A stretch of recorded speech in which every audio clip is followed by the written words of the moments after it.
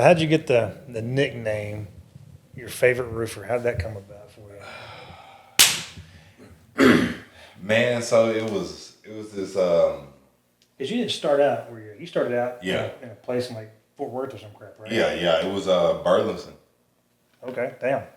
Passport. Yeah. Like It south. it was Burleson, man, and dude, man, I remember it was some hard days for me. I was driving out there because that's where I had my first lead at, get my first traction, and man, I was in a 2-door Mustang that I had got cash, and bro, I had a ladder bigger than the ladder I got in my long bed truck right now, because somebody had gave it to me. I didn't even have no roofing boots and nothing. I was in Chuck Taylor's. And I had to let the back seat of that coupe down and let my front seat all the way up. So I couldn't even see out my right window. And I had the ladder all the way just sitting there. And I used to drive all the way to Burleson. And I used to spend my last $20 of gas just to get out there to be able to work to try to earn more money. And dude, it was various times where I ran out of gas and was on the side of the road and had to sleep in my car. And I just kept going back and trying even after failure. I would ask for rides. Like, people would be coming back out there to Prospect. They were like, "You good, bro?" I'm just like, "Yeah." Just like, well, I'm like, "Can I get a ride?" They're like, "Why? The car's right here." I'm just like, "Bro, I ain't got no gas." And they'd take me, and then I'll like go ask them for favors to get gas money just to be able to make it back to my apartment. Dang. And this is after I had left J.P. Morgan Chase, and my dad told me it was the stupidest decision. But you worked at the bank? Dude, I was the QC representative at corporate level for a year. Really? Yeah, I'm Okay. good. I'm good with numbers.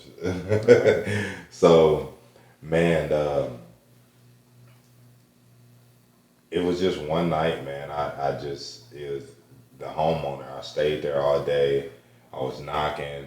I ended up getting that whole entire street. Sweet. Long story short, I ended up getting the whole entire street. Started one homeowner. And that's like, Demetris stayed here all night. This is that. He didn't leave. And truth behind the whole story is I didn't want to go home because I didn't have nothing to eat. Yeah. And like, to all my buddies, dude, I was just like, I was still going out drinking, partying, macking on girls, and didn't have nothing, dude. And nobody even knew. I was just kind of just showing up every day, still smiling, being myself, just my personality. That's it. Man, one night the homeowner asked me if I wanted to stay for dinner, and that's whenever I was so grateful. I felt like I was back home, and I didn't want to tell my parents my struggles because my dad was already on my neck of saying that he was going to be right and I shouldn't have left and went entrepreneurship way. All right. So, man, I remember sitting there that night, and whenever I was leaving, they said something that stuck with me forever. It's like, man, you know what? Out of all these roofers that came, it's like, you're my favorite roofer. And that's whenever I was just like, there it is. Hashtag your favorite roofer was born. That's when it was born. And then, dude, I just started snowballing. So I ended up getting good. the whole entire street. I'm like, "Oh, you haven't heard of me?" They're like, "What do you mean?" I'm saying, "I'm working with your neighbors right now. Right. I'm your favorite roofer." That's awesome. Yeah. There's another house. So I'm in that cul-de-sac, and there's a street behind that road, and they're getting their roof done. Yeah. 2 days. Started yesterday. They're trying to finish it up today. I'm like, man, that's slow. Keep telling you, people, man. I had spoke about it on that one episode with Boo. I was just like, man, like, you got a lot of people that'll make it look so good and seem so good. I'm talking about you feeling in your spirit, like, man, this experience is gonna be awesome. Those are called great frontals. Those are the worst people to meet in life. I would rather trust a liar than a person that is great on the front and has nothing organized on the back. Yep. That's true. It's like yin and yang. It's like, hey, I'm showing you all this sunshine, and then as soon as I turn my back and you really see who I am, it's nothing but darkness and destruction. Right. It's because you sell people so high, and if they get a dopamine release, you're like, finally, like, I can trust somebody. Just say if I was just a cold switch on you right now, G, that dude, that'll fuck you up mentally. Right, for sure. It'll fuck you up. Oh, yeah.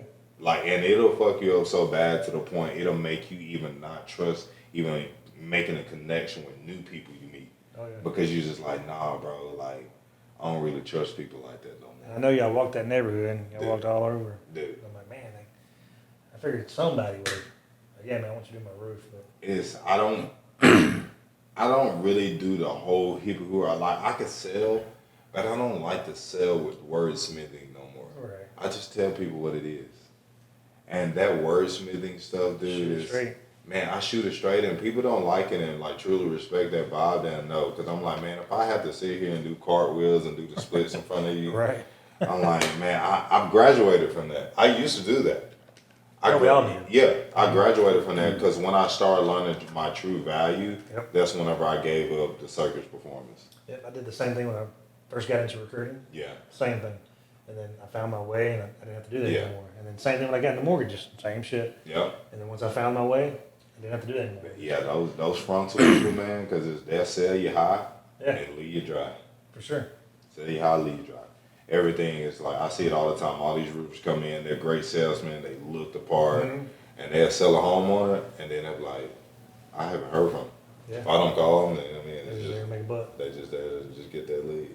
And I saw him say, he was sitting over a minute ago, and I saw your hand moving, but I didn't realize I thought you were like telling us to hurry the fuck. No, But then I glanced over and I saw you waving something like, oh. Yeah, nah, Andres. I thought you were like, Think about Andres. That motherfucker does not stop moving. Hey, he does not stop moving. He's like all over the place. We could be sitting here talking, and I'm sitting here going like this, talking to him the whole time because he's walking back. He's like, yeah, dude. The way I think about it, you know, and he's a pacer. I'm watching a tennis match. Yeah, he's definitely a pacer. Heck yeah, man. But yeah, this is what we're doing, man. And like I said, I like it. Whenever you get to the point where you want me to come, man, hey, I like being on the other side. I don't like asking all the questions all the time. I get it. I mean, I actually enjoy y'all that side more than this side. for real. Yeah, it's tough. Sometimes it's tough to come up with a lot of questions. It is. But a lot of times, like we did an insurance person, and we had like, okay, all right, man, you're gonna ask these questions, and I'm gonna ask these questions. So I don't like the stage shit. That's why I didn't tell you. That's why I was just like, no, we just And gonna he kept talk. asking, what y'all talking about? It's all, it's like, we just You all kind of you still know what y'all talking about? I was bro, like, you know I'll how figure out many when we get you know there. how many valuable talks we done had where I wish we could have recorded. Yeah. That's why I don't like the stage shit, because whenever you try, it doesn't come off. Right. You don't hit those points. Let it happen organically. Just let it happen. Yeah. And so we did that one with that insurance lady, and I coming back and I watched. I was like, man, it just seems so robotic. So right? so staged. You asked yours, and I asked mine, and you asked your thing. Yeah. Like, it just should just kind of be a flow. You know, Yeah. like you ask your first question, and you just. I think from there you just kind of okay. Here's my next question based off what he just said. I'm asking this. But you know, people struggle with that because they're not truly in tune with conversation. They're just waiting for you to get done talking so they can ask what they want to Yeah, ask. I think the reason why we did that, it's an insurance agent that I use quite a bit, but she was so nervous. She's like, She had to have that schedule. yeah, she's like, what are you gonna ask me? Yeah. I'm like, I don't know. I mean, I ain't finna ask you. They're not good enough. I ain't even ask you how big your big toe is or something like that. Like, I don't know what I'm gonna ask you. Yeah. I mean, It just makes it seem like almost. This is just it's almost. You freaked out when you first started. You was like freaking me out. You was like, bro, you sure? You ain't got no question. You ain't got no pad. Like, bro, like, how are you gonna do this? I was just like, That was the first one. You had. you didn't know me. You Right. didn't know me. Some kind of tone. But now that he done figured me out and know me, he's just like, oh yeah, I'm just here recording. He gonna do his thing. Yeah, exactly. just let it We happen. had a lot of talks. Even the talks we had last night should have been on camera, bro. I know. dude. Especially that one that was in that truck. We can put something in your truck, bro. I'm trying to Yeah. get some kind of camera in the truck. Oh yeah. They get a lot of shit talking. Just hit record every time you want. Yeah. Yeah. I get out the phone with He the home. can edit that out. Get out the phone with the homeowner. I'm like, fuck that. Hey, that's Piece of actually shit. a lot of Just have him dub over. I love that guy. Yeah, I love that guy. It's like one of them foreign movies. The words don't match. It's an Andres voice. Yeah, he'll say, yeah. I love I it. can't wait to call him back. The T-Boo at it. I never had such a great client. Man. Well, it's just like the saying I gave you the other night. 3, 2, 1. Talk to me.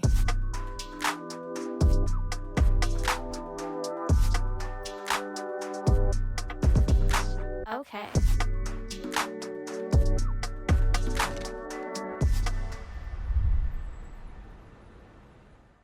You can use that. Put that on one of your podcasts. People don't care about how much you know until they know how much you care. That's the saying right there. That's the stuff. And it used to be. Hey, can we shoot that single with him real quick? What? Can you pull your mic back over? Everything's on. I'm recording. Oh, Oh, I he's didn't put recording the mic. I didn't put the mic up and everything. I just did all that. He came back and put it back in, Yeah, a little back in front of us or whatever.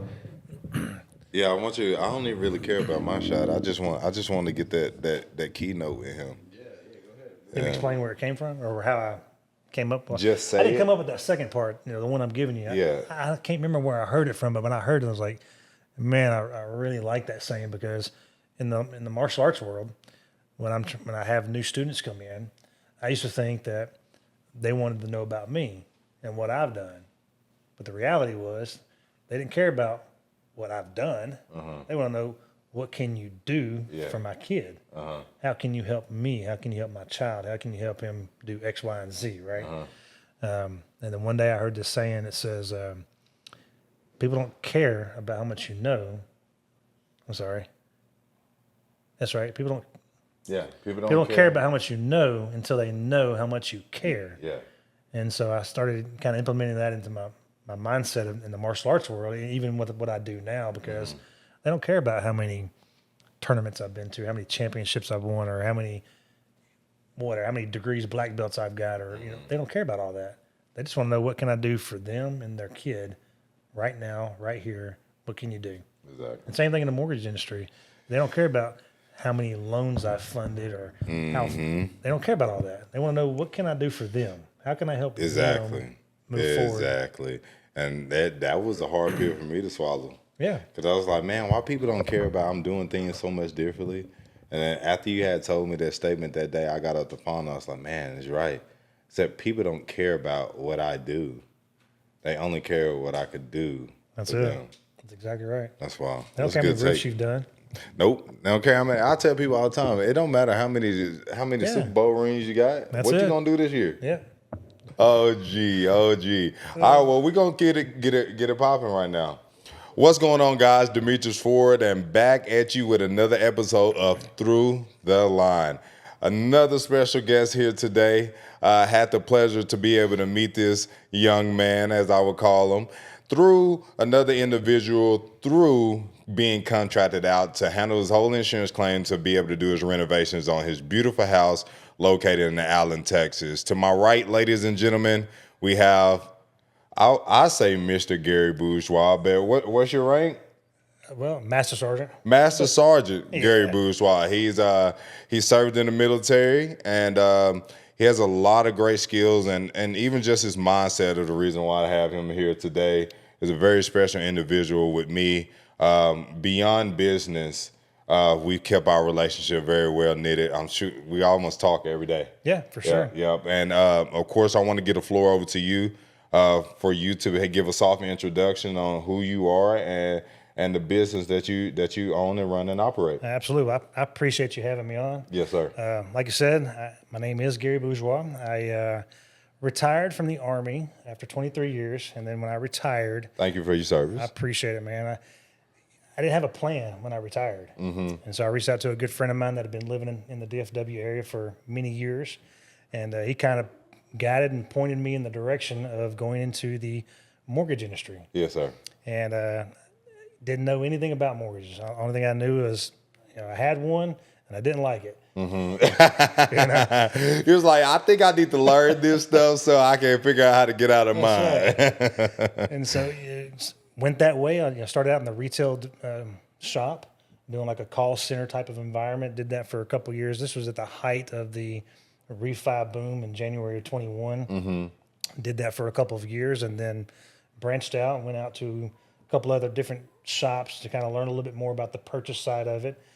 From there, I went into the broker world, doing the wholesale side of it. And so that's where I'm at now. I work for a company called Barrett Financial Group, and I'm an independent mortgage broker through them. And that's what I've been doing for the last 5 years now since I retired. Amazing. So let's rewind a little bit, because I always love a little backstory about the individual that's here. The military. You get out of high school, and where are you coming out of high school? Where were you born and raised at? Sure. Yes, I was born and raised in the Shreveport Bossier area out of Louisiana. We can hear it in your voice. Right.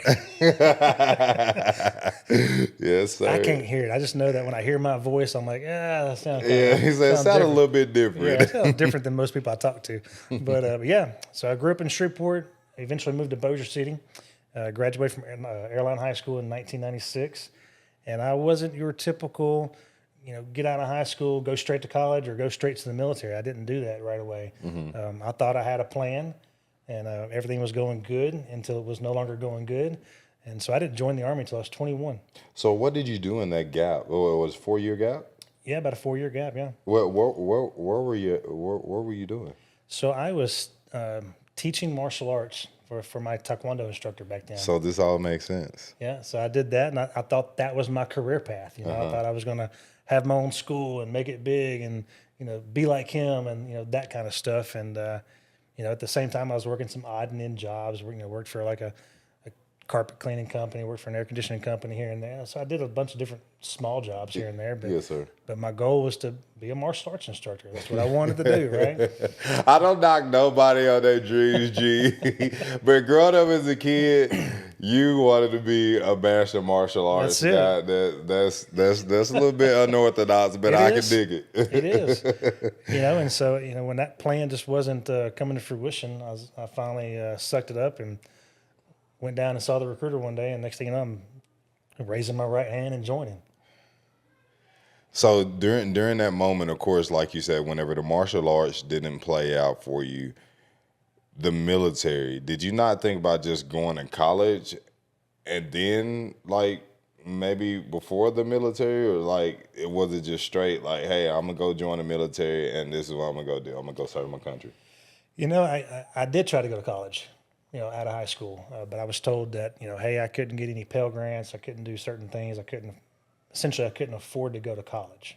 Well, it's country living. Yeah, my parents made too much money on paper, so I couldn't go. So you couldn't even afford the grants or loans. That's right. So I couldn't really go to college, and so that's why I stuck with the martial arts path, and like I said, did odd and end jobs here and there, and my older brother was in the Army, and he kind of put the bug in my ear early on, like, hey, when are you gonna go talk to the Army recruiter? And he would ask me about it periodically, and I wouldn't do it. And so by the time I decided to join, my older brother was actually out of active duty, and he had transitioned from active duty to the Louisiana National Guard. Yes, sir. And one day, my best friend at the time, we got up, we didn't have a job, we were actually going to go look for a job, of all things. And we're driving down the road, and we drive by this National Guard armory. There's a big tank out front, and my buddy says, what is that? And so I told him a little bit about what I knew. I just, from my brothers, telling me what he does and how it goes and stuff like that. And a mile down the road, I'm making a U-turn, and we're coming back. And my buddy's like, where are we going? I was like, man, I think I'm going to go join. Next thing I know, like I said, he and I both joined on the same day, went to basic training together, everything. And did it all. Yeah, did it all. That's amazing. So, just the powerful influence of, everybody has a reason why they do everything. Yeah.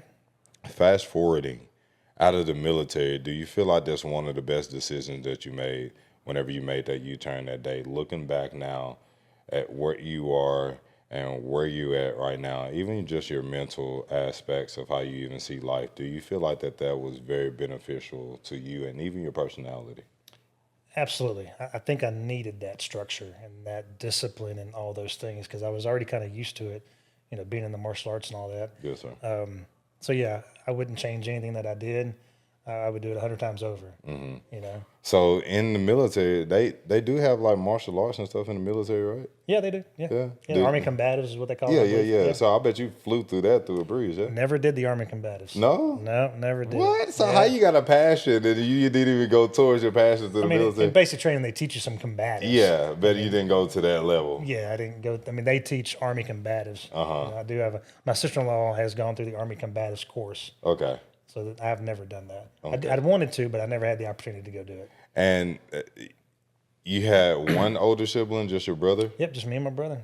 How much older is he than you? He's 5 years older than I am. 5 years older. Yep. So he had a pretty powerful kind of influence and pull on your life as well. Yeah, I would say that he was probably the driving force behind a lot of things that I've done. Mm-hmm. He kind of helped shape me and mold me into the person I am. Yes, sir. I kind of mimic and imitate the things that he did. Mm-hmm. You know, so yeah, I mean, I think I would say that he had more influence on me than my parents. Than your parents did. Yeah. That's typically how it goes.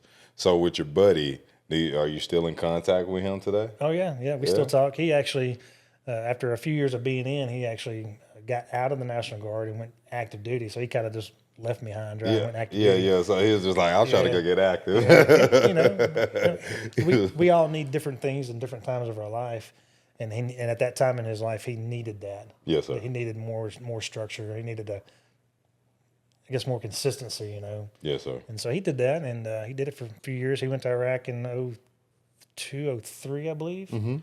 And he did that, and then he was up at Fort Carson. And he eventually got out, and full circle. He's already back living in Shreveport. So he went back home. Yeah. Took him some time, but he finally made it back. Yeah, finally made it back, man. It's hard to pull away from that country, man. Yeah. Especially when you got he was living up in New Hampshire for a little while, but yeah. New Hampshire, that was totally opposite. Yeah, I know. Yeah. So I think that's where his wife's from, or his ex-wife is from. Okay. The things we do for the women, yeah. Absolutely. Okay, so of course now, present time being Barrett Financial Group. Mm-hmm. Tell us a little bit about Barrett Financial Group and what differentiates you guys from any other financial group when it comes down to how y'all handle people and see things. So with Barrett Financial, they've been around since 2002. Mm-hmm. We are a wholesale lender, so we're the go-between. So like if you call me up and say, hey, Gary, I need to get a mortgage, or if let's say you call United Wholesale Mortgage. Yes, sir. You couldn't call them because they don't have loan officers. It's because it's a wholesale lender. Mm-hmm. And so we are the go-between between the wholesale lenders and the consumer. So how is that beneficial to anyone that's looking to even purchase a property?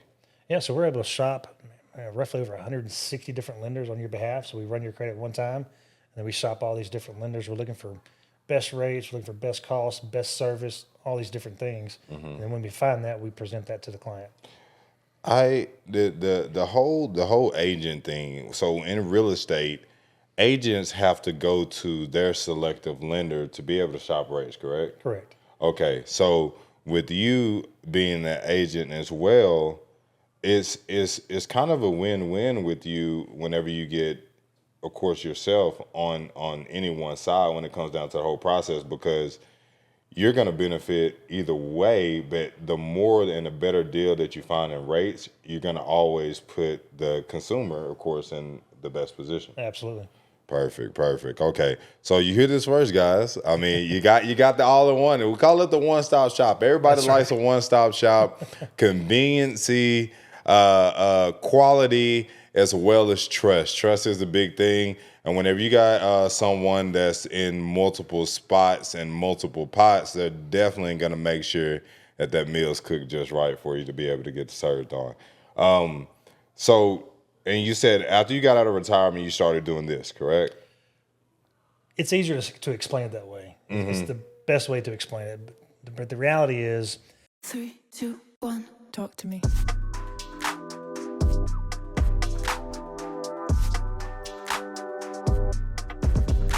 Okay.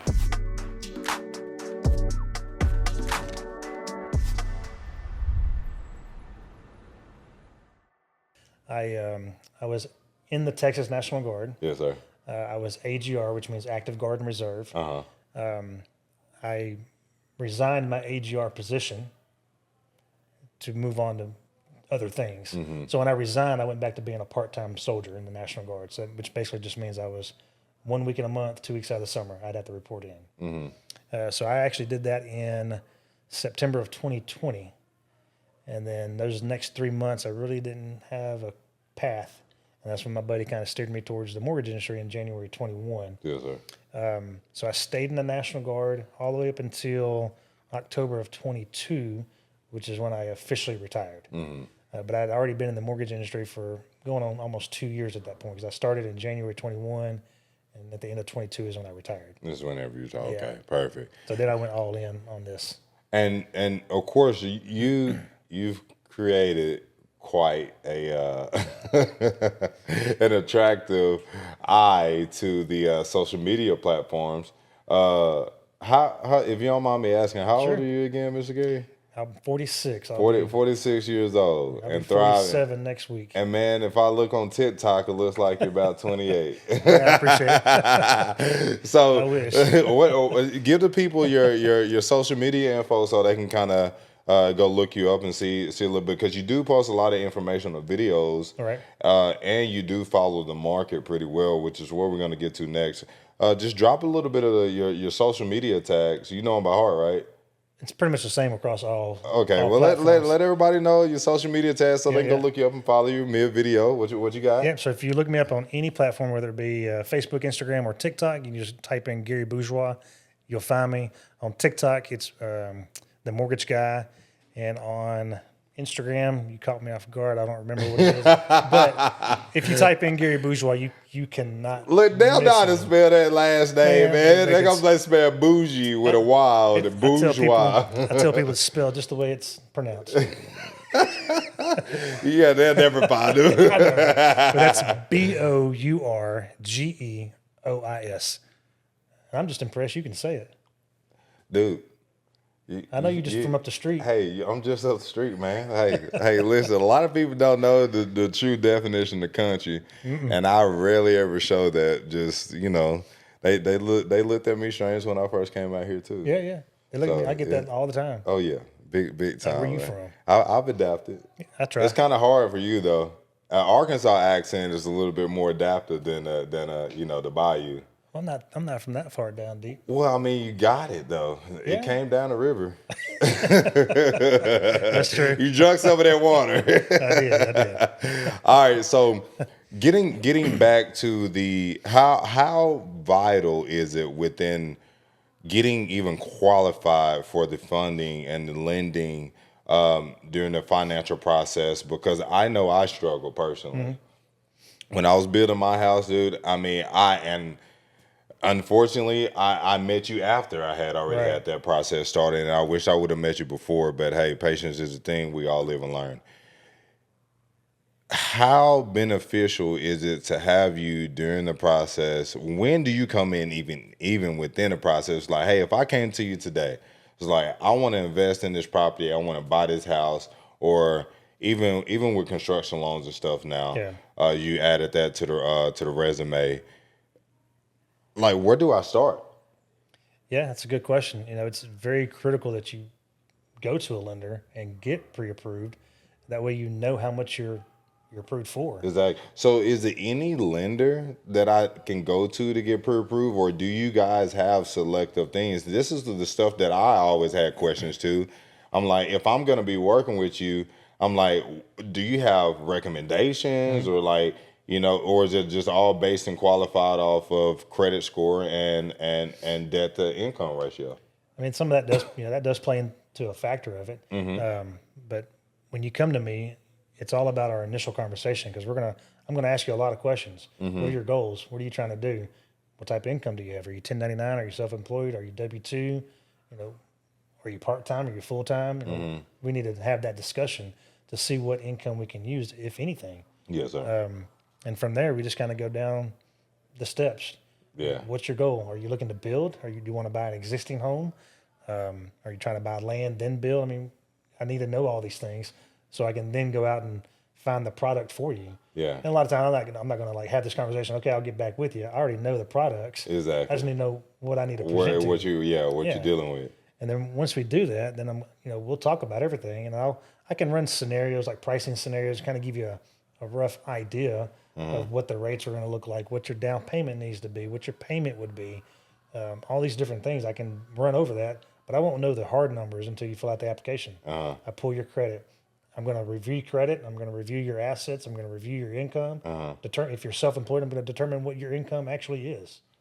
I have an income team that can do all that for me. Okay. And come back and say, well, Demetris he makes this much money if we go bank statement route, or he makes this money if we're going to just go the tax return route.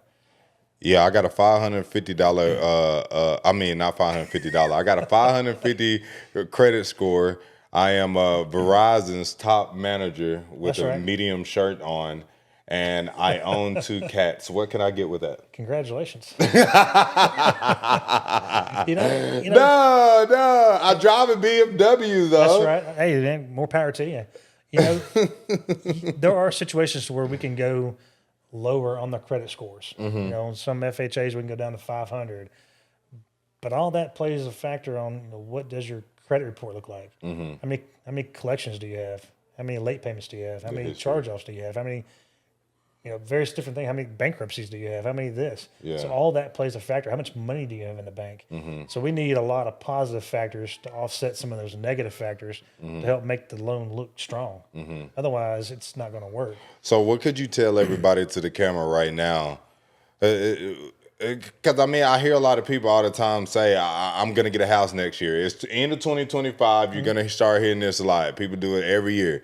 Every year. It's like, hey, I'm going to get my first house this year. I'm going to get a house this year. This is what I'm going to do, 2026, new year, new me. We're in hey, congratulations. We're in 2026, by the way. That's right. Appreciate it. We made it, you know. I want to know, what do I need to understand in my head when it comes down, let's say if I wanted a $550,000 house, a nice home. Yeah. Just a nice home. What do I need to know coming from you of what I kind of need to be around to qualify? Or what steps do I even need to take? So if you're whatever purchase price you're looking at buying, you need to figure, you know, roughly 3.5% of that is your down payment. You need to at least have that ready to go. In the bank, ready to go. Down payment. So 3.5% of $550K. That's right. Okay. That's I like this. I want people to see this stuff. This is what they need to know, because a lot of people say and they talk about it, but they need to know these numbers realistically. For sure. Okay.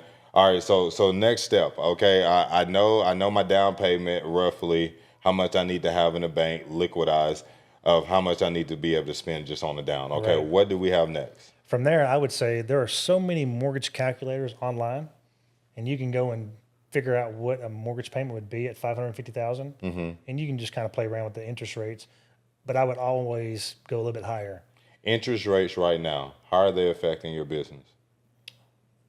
For me, it's been pretty good. I mean, Yeah. I think for a lot of loan officers, it's going pretty good for them. Yeah, it's slowed down, but we're staying pretty busy at the same time. Yes, It's sir. got like a catch-22. Exactly. But the rates aren't that bad. I mean, FHA rates are, you know, in the high 5s, low 6s. Your conventional rates are going to be in the low 6s to mid 6.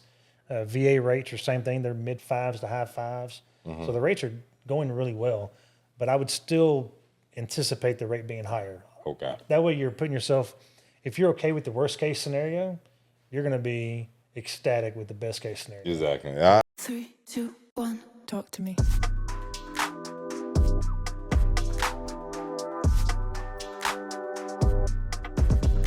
Okay.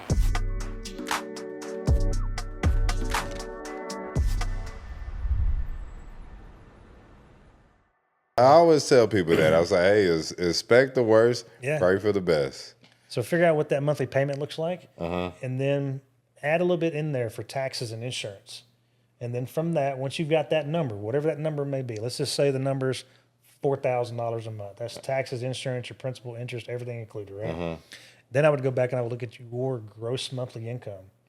That's before taxes. Look at your gross monthly income, and then multiply that times. What is gross monthly income? So that is the amount of money that you make before Uncle Sam gets his cut. Okay. So that's the amount of money that you make before taxes. That's right. Okay. So what is net income? Net income is what you make. That's what you bring home. That's what you make after taxes. That is your profit. That is your profit. So after Uncle Sam takes his money, that's your net worth. That's right. Okay, that's your net worth, people. Exactly. We're doing this step by step. Yeah. What's the difference between principal and interest? So the principal is you bought the house for $500,000.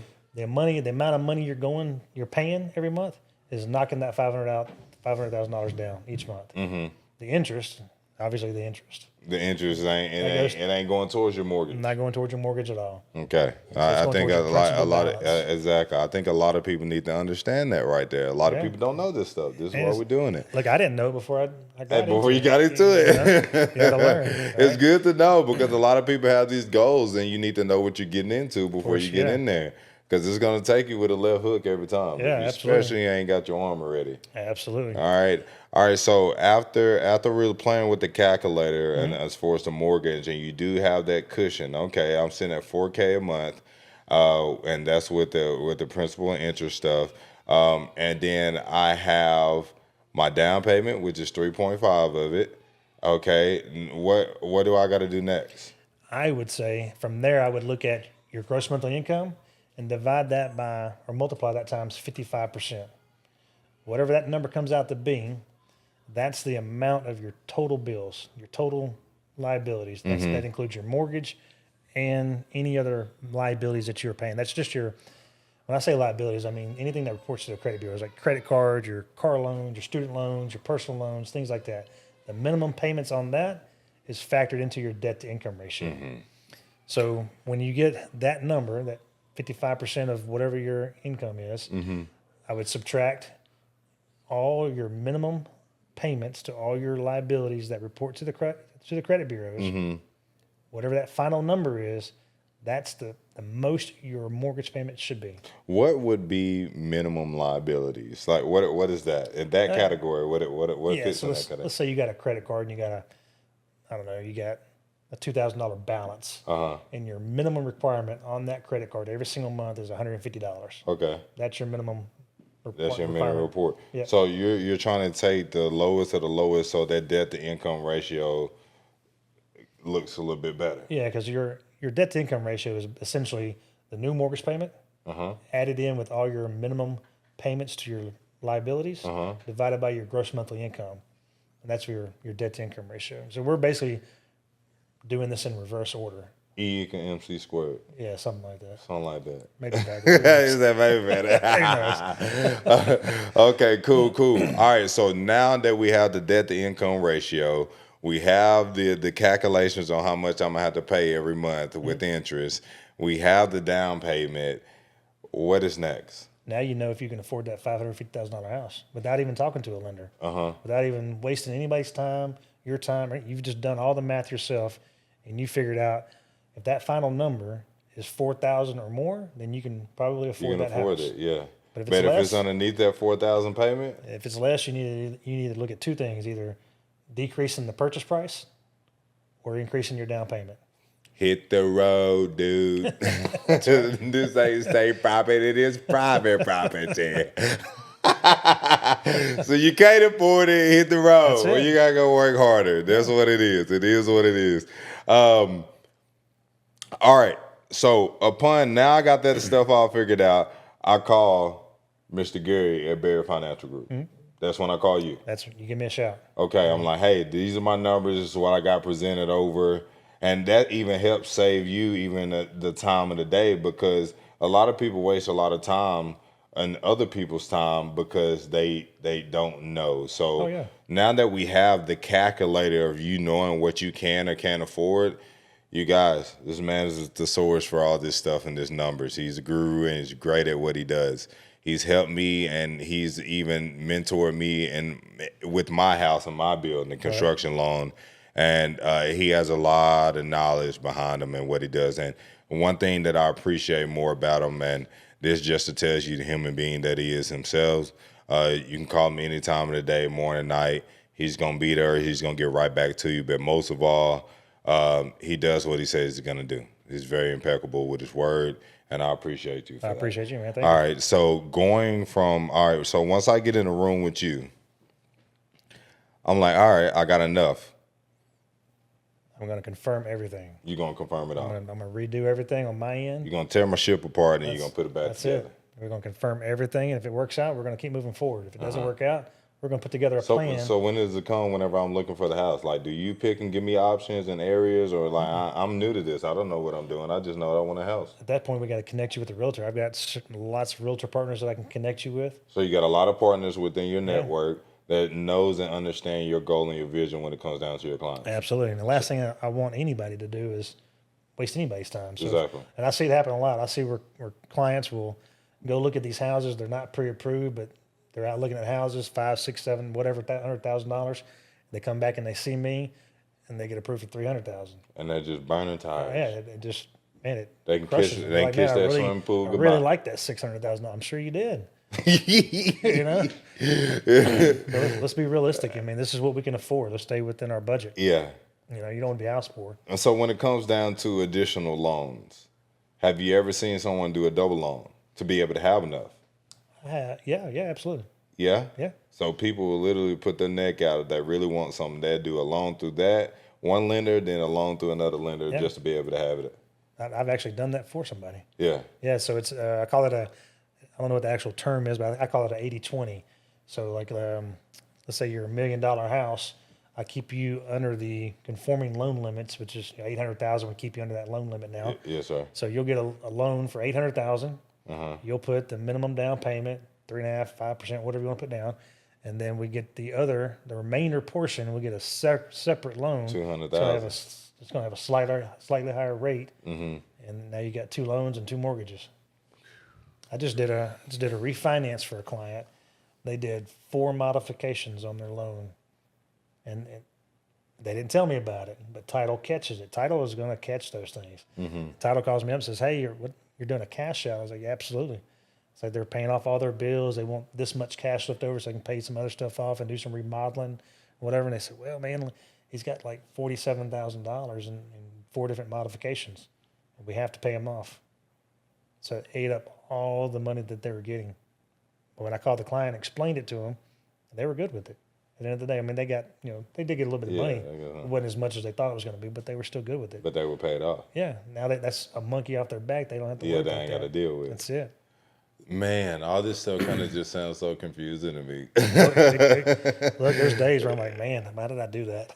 And it does, because it makes sense now that I'm hearing this and understanding it, because in a lot of roofing jobs, if it goes over, let's say $40,000 in value for the insurance claim, they include the mortgage company on the checks, and the mortgage company distributes based on how your mortgage history and everything's kept up. I've seen people get insurance checks for 30 something plus $1,000 more, and they're behind or they miss payments, and they send that to get endorsed by the mortgage. Really? And be like, "No, this is our money, Jack. This is how much you're gonna get left over. Make it work. We got caught up on our stuff." Oh, wow. I didn't know. I mean, makes sense. I mean, I kind of experienced that, and you did my roof, and I experienced that. And when you said, "Hey, you're going to get these checks, you're going to send it to your lender," and I kind of threw me back. I'm like, why would I send it to them? It has nothing to do with it. And it made sense now with the 80-20, because I've had at least 5 jobs where they had 2 mortgages on it. So we had to get approval from one mortgage and then get it back and then send it to another mortgage to be able to have that homeowner be able to proceed to deposit that money in their bank. It's a lot. Same thing with like solar panels. Yep. Yeah. Same thing. If you refinance with your house and you've got solar panels and you're still paying on that, it's got to be paid off. So refinancing, what is refinancing? So it's taking your current mortgage terms and changing them up depending on what we're trying to do here. Are we trying to get a lower interest rate? Are we trying to pay some bills off? Are you trying to get some cash out so you can remodel something? Whenever you refinance, could your mortgage rate change? Absolutely. It's not going to stay what you currently have. It's going to be whatever the current market is. So if you refinanced in 2020, 21, and you got those 1%, 2%, 3% rates, You probably don't need to refinance right now. I would probably say no, but at the same time, everybody has different wants and different needs. It might make sense for somebody to refinance because they're trying to pay off all this credit card debt that has 20% interest rates or 30% interest, whatever the rate is. It's like, do you want to continue paying that, or would you rather pay 6.5? So you don't have to refi. Of course you don't. But if I got locked in at an all-time low rate during a certain year, I can just stay there. You could. And I'm locked in. Yeah. I did the same thing. I did for my older brother. I refinanced him, put him at a 1.75, and he's loving it. And now everybody else is complaining. Right. So the whole interest rate game, how does that come into factor? Like you're being a product of your environment right now. What do you have as far as advice to be able to give anyone that's trying to purchase any kind of property right now? Yeah, I would take a look at your credit score. 620. So a lot of times when lenders say, hey, we can go below 620, that is very true. A lot of lenders can go down to 580, 500, whatever that score is. But just know that going with the lower rate or having the lower credit score is going to give you a higher rate. May even require you to put more money down. Yes, sir. May require you to have reserves in the bank. Yes, sir. So it's going to require you to have certain things versus the higher the credit score, the better the rate, the less requirements. Understood. So debt to income ratio, would you say that and credit during the process of getting funding, which is heavier, which is more valuable? Yeah, I would say that the credit score probably weighs a lot on it. It's pretty heavy. You know? Yeah. It drives So what a if lot I of got a things. high credit score, but I only bring in, let's say, 45 to 60 grand a year? Well, at that point, it would depend on what other liabilities you have and how much the mortgage payment's going to be. Where your debt to income ratio is going to be at the end. Are we looking at the right price point? A lot of times people have a misconception that I can afford this $500,000 house. But the reality is you probably could, but you probably really need to be at 300,000 or 350 or whatever that number is, right? To make ends, because you really don't want to live. A lot of people don't like living paycheck to paycheck. Yeah, absolutely. Why would you want to? Why would you want to do that on your mortgage? Well, I mean, sometimes these guys only making $80,000 a year, they're driving Lambos in Dallas. Yeah, they are. Well, Living with their buddy. Sleep on the couch somewhere. Oh man. I mean that does happen. I get it. Yeah. That might be living in an apartment. Who knows? Yeah, they may have low rent. Hey, they just a man though. That's it. So I really appreciate you coming here to be able to give your knowledge on what you do. I don't want to spill over too much because I want people to actually contact you. For sure, I appreciate it. A piece of advice, of course, all entrepreneurship based. This is what we do. A piece of advice with someone that's needing that little extra push to get over that hill. You started and you knew nothing about this stuff. That's right. You didn't know anything that you were going to do after you retired from the military. What made you just say the heck with it? What piece of advice could you give to people here today to be able to help encourage them a little bit to chase their dreams and do the things that they want to do and accomplish? Yeah. For me, it was confidence. I was confident in my ability. I know what I can do. I just needed to learn the product. I was all in. I wanted to learn everything that I could learn. Once I learned it, I knew how to implement it. I knew how to go out and talk about it and do all the things that I needed to do. So I would just say, just learn as much as you can. The more you learn, the more you practice it, the more you preach it, you're going to build that confidence. Build your confidence with it. Yep. I really appreciate you for coming here today, G, and driving all the way out here. I appreciate you, man. Anytime. The number one thing, of course, that relates to anyone that's successful, especially with doing anything that I want to do and being great at it, is work ethic. I'm going to continue to preach this, guys. It's work ethic. Everyone that's been here, been in this chair, they all have the same commonality of work ethic. Work ethic will get you places and get you further than any degree, any knowledge, anything that you may happen to have, a skill set, spoon-fed, higher starting point. Work ethic will always take you and put you in rooms and places that knowledge and knowing people can't. It's always going to be spotted. It's the brightest shining star in every room. It's the person who's going to be willing to work the hardest. Thank you guys for tuning in to another episode of Through the Line. G, I appreciate you so much. Thank you. Yes, Appreciate sir. you, bro. Thank you. Y'all go follow him. Go tap in. Appreciate it. Thank you.